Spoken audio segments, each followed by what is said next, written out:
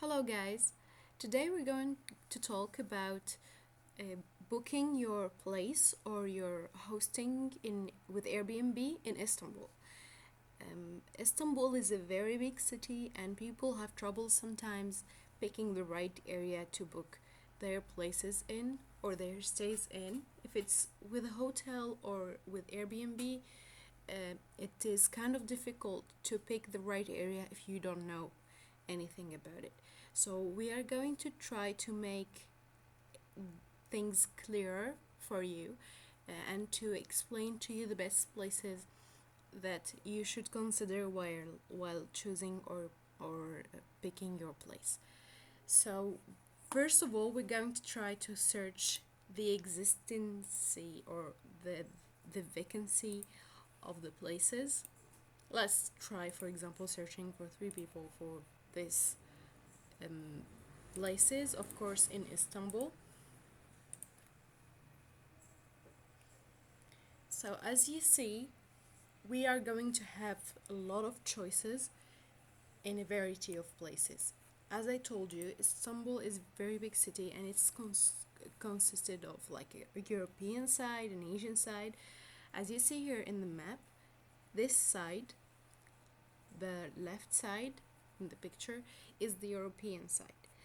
This side is the Asian side. The difference between them is nothing much, although the European side has more touristic places, touristic like museums, places to visit, places worth visiting. I will try to make another video later on that describes or explains the top 10 or probably 15 places you should visit while you're in Istanbul and to explain that in more depth. But for now, as we're talking about the place that you should pick, we are going to try to focus on the safe places, the right places, the places near to all the attractions, and that matches your interests because some areas are very calm, others are very crowded and very touristic. So I'm going to try to explain this further now. To start, as probably you searched in the internet, Taksim is one of the most important areas of Istanbul, and this is the Taksim Square, as you see here in the map. This is the Taksim Square. So, Taksim area or BEYOGLU area in general. I'll try to link all the names because I know they are kind of difficult. I'll try to link them down below to explain everything in the description further. So, Taksim area or BEYOGLU area is divided into areas. A very chic, nice, calm, very safe area, and a very downside of the city area. The best place to pick your staying in is in this right side of Taksim. So this Taksim, this is the Istiklal Street. This is the like let's say the line that separates two areas. The right area is a very good place to pick your place in. As you can see, prices are kind of expensive regarding these places in the left. So this place I would suggest to avoid it unless you are in a budget and you need to pick a very cheap place. So this is your choice, but try to find a place that is very near to this line. See that gray line with the tram sign, this tram blue signs, T2 and T2 here. Try to pick a place that is near this place, this line, I mean, if you are going to pick the left side. But if you have the luxury of choosing a more expensive place, try to find this your apartment or your hotel in these places. This place is called Cihangir, and it's a very chic, nice place where you can find a lot of like restaurants, places to visit, and English speaking people and English. It's kind of an English speaking neighborhood because a lot of foreigners are living there, so you'd be very comfortable if you pick a place there. Also, there is the Galata Tower area. This area is very nice also. If we go closer, you can see that there is a lot of options here, and these options are very, very good. So if you want to go a bit up, there is also a very nice place that you can choose, which is the area of Osman Bey and Nişantaşı. Do you see this Nişantaşı? This is a very luxurious place to live in. There is a huge, amazing park here, and a lot of hotels in this neighborhood. It's a very expensive neighborhood to live in, even for Turkish people, and it's like a kind of the luxurious part of this European side, this part of the European side. In the left, this area is called Osman Bey. It's not a bad place to live in, but also, as I told you, try always to pick a place near this line. Do you see this M here that goes through Taksim and goes down through other places? This is the M metro line. This would be the main metro line that you would be using if you are going to use any public transportation in Istanbul, and it takes you to most of the touristic and important places you need to visit in Istanbul. So try to be always close to this line. In the left side, always try to be the nearest to this M line, and if you are in the right side, it is okay to go a bit further, even up to here, because it's a very safe and very luxurious neighborhood, and you can find your way anyway, and it's more safe to live in these areas, honestly. So if we go up here, we will find this Beşiktaş area. Beşiktaş is a very, very popular place to live in. Also, kind of like Nişantaşı, it's luxurious, and rents there are more expensive than most of the places in Istanbul. This place also is amazing to live in because these areas, do you see these yellow places? These are markets. All of these places are markets, and usually you find restaurants, bars, cafes there, breakfast places, and it's always crowded. Most of the youthful generation is living here, and it's also a place where you can find a lot of English speaking people and foreigners in Istanbul. So, and also Beşiktaş is very close to kind of most of important areas, because you can find a tram from here to take you to other places that I will explain later, and also to Taksim. And also you can take the ferries. You see the blue spots here? These are the ferries that takes you to the Asian side, which we will visit later and explain the difference between it and between the European side. So these are the main places, like coasty places, let's say. But if we go a bit further up, there is another interesting place you can find good staying in, and it is Şişli area or Mecidiyeköy area. Şişli and Mecidiyeköy, as if you remarked, is near also the M2 metro line, and it's a very, very populated area where you can find most of the shops, most of the things that you would need, malls, everything you need for the shopping or for anything is available here. It's a very crowded area where there is a lot of companies, small companies, a lot of markets, a lot of shops. You can find kind of everything here. It is a safe place to live in, although it is a bit crowded, and you would find less English speaking people, and it's less touristic than, for example, Taksim or Beşiktaş area.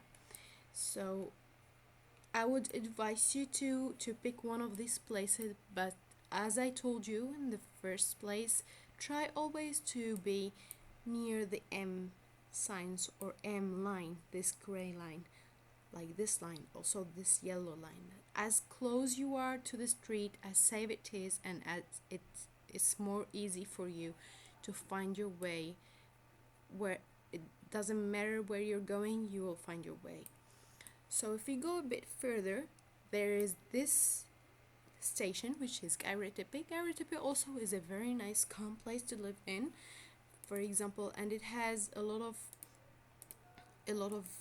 like green space here next to it. There is another huge park where you can have a jog, for example, in the mornings, or if you're interested in that. It's a very nice place. Also, there is Levant and Fourth Levant. Those places are more of office places, more of work places. It's more calm to live in. Um, Places are like normal. They are not. It's not a chic or luxurious kind of neighborhood, but it's more work neighborhood. So you'd find kind of a difficulty to speak English or any other language besides Turkish, because most of the people here are working people and it's not a touristic place. So if you are interested in finding your way no matter what by yourself, it would be okay to live there. But if you are kind of a person that really have trouble finding the way, for example, or remembering the places, I would suggest staying in one of the touristic places than these places, because they are a bit far and you'd have trouble navigating if you're far from your destinations, your touristic destinations. If you go up further, you'd find cheaper places, way cheaper places, but like I said, it's less touristic. You need to find your way with public transportation, and if you're going to take a taxi, it would be very expensive to get from here to the touristic places. So this is for the European side, right side. There is another side of the European um, Istanbul area, like for example Fatih. Fatih is a very interesting place to stay in, but not all of it, of course. Um, there's this Eminönü area where you can find a lot of interesting and good pricing places, but a bit expensive for some parts of it. Like for example this part, because it's a very seaside area, and when you walk this way, it's a very nice view on the sea, and it's in the end of the European side from here, so like the edge of it. And it's also near all the palaces where the old Ottoman empires lived. So as you see here, this is the Topkapi Saray, Topkapi Palace, and this is one of the most important places you should visit when you come to Istanbul. SULTANAHMET also, which is the Blue Mosque. Hagia Sophia, I'm sure you've heard of it if you're coming to Istanbul, for example, or envisioning to come in Istanbul. So this place is a very, very touristic place, and it's very, very, very crowded. So if you don't mind staying in a very crowded place, with a lot of shops, with a lot of like touristic side of things, it would be a great place to pick Fatih SULTANAHMET, especially this place, because this place is the hotel area of it, and it also has a very nice view on the shore on the end of the Istanbul European part. So this is also a very interesting place to stay in. I would suggest it.